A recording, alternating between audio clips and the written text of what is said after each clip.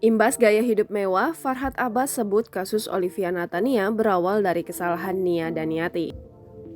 Olivia Natania telah resmi ditetapkan menjadi tersangka atas kasus penipuan dengan modus seleksi calon pegawai negeri sipil atau CPNS. Olivia Natania diduga melakukan penipuan dan penggelapan serta pemalsuan surat dengan modus seleksi CPNS.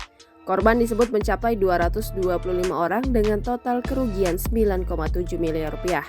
Imbas perbuatannya itu, Olivia Natania kini tengah ditahan di Polda Metro Jaya sejak Kamis 11 November 2021 lalu.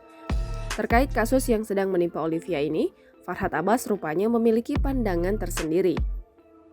Dia menyebut kasus Olivia saat ini berawal dari kesalahan mantan istrinya Nia Daniati yang tak becus mendidik anak. Menurut Farhad Abbas, Nia Daniati terlalu memanjakan Olivia dengan kemewahan.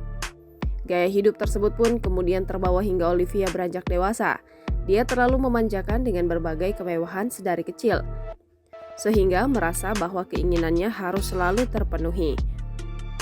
Sementara itu, Nia Daniati belum lama ini tampak begitu mengkhawatirkan kondisi Olivia selama mendekam di penjara.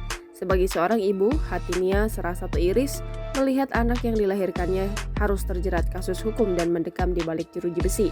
Nia pun menitipkan perlengkapan sholat dan Al-Quran untuk dipergunakan Olivia dalam penjara. Nia berharap putrinya itu bisa mengambil banyak pelajaran dari masalah ini dan semakin dekat kepada Tuhan. Jangan lupa subscribe, share, komen, dan like ya!